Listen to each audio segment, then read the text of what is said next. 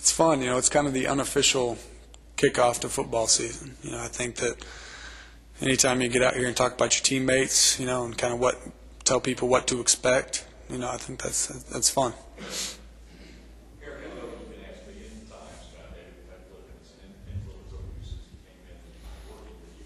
Can you give a couple of specifics of how you think he has helped you? He helped me more than anything, and this is going to sound corny, but he helped me as a person.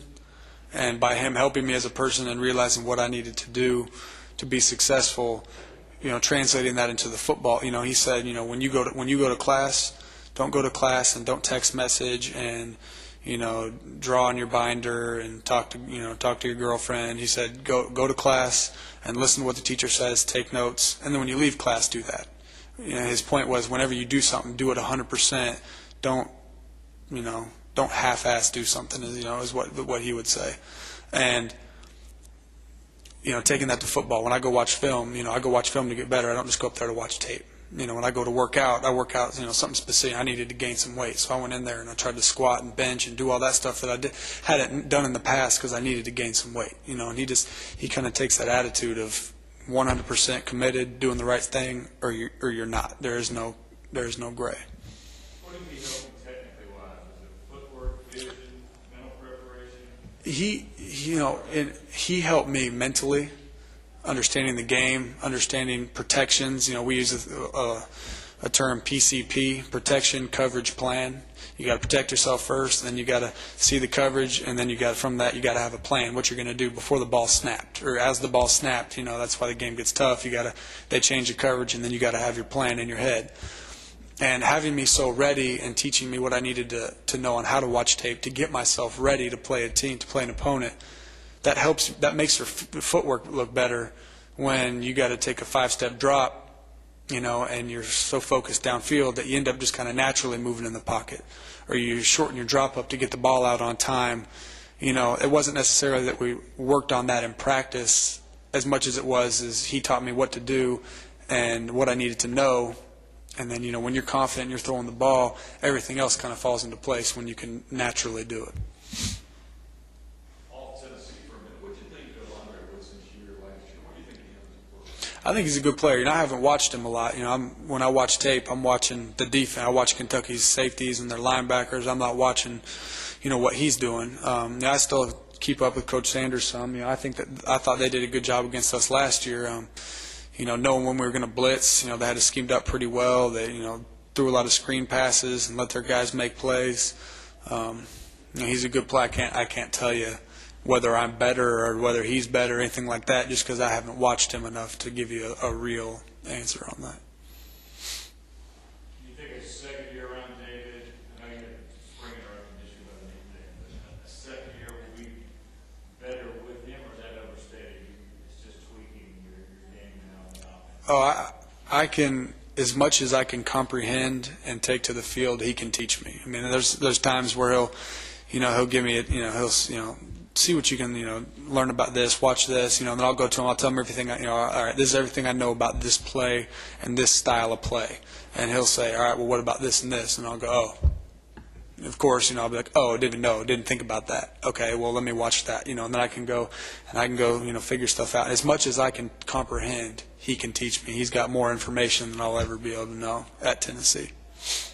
You guys were that close, as Bill told us earlier, being 11-2, maybe even better than that, being in the BCS. That you take fuel for this season, or not really, or that was last year, forget about it?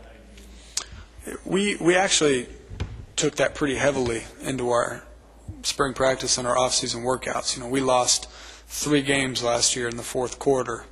Penn State, LSU, and Florida.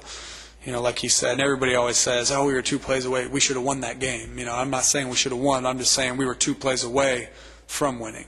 We didn't get it done, but we just as easily could have.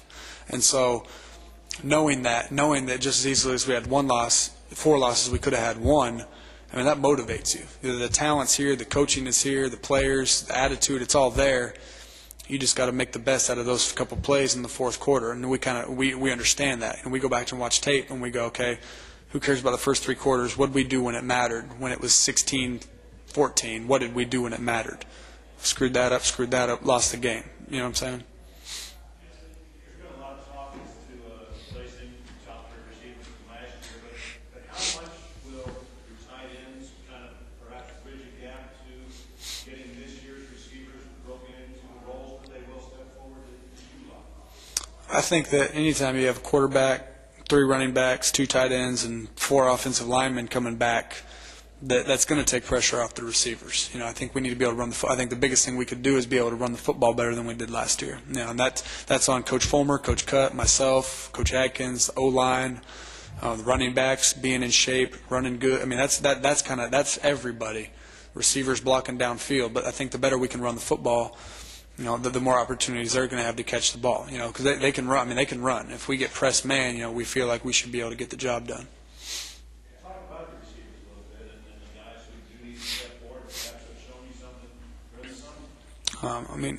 It's like I said. I'm very excited about all of their talent athletically. We got 6 guys that can run 4.4 and a couple guys that can run 4.3.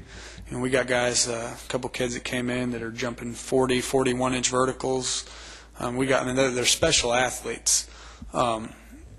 Until we put pads on and make them run across the middle and let Hefney drill them. Let Mayo get a piece of them on a crossing route. Until we do that, I won't be able to tell you whether they're going to be average, great, whether they're going to play this year or in 3 years. We'll be able to figure that out after we let them get hit a little bit. Is there a Manning shadow there? I know that probably was a big part of me coming from the West Coast to Tennessee. Besides just Tennessee football, period.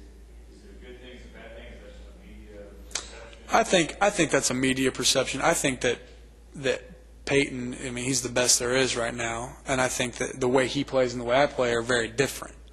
I think we're both tall, white quarterbacks at the University of Tennessee, so obviously, I've had some success, and he did everything that he did, and he's Peyton Manning. So, I can see how people would say that, but if you just watched us play, my style of game versus his style of game, what he does versus what I do, it's pretty different.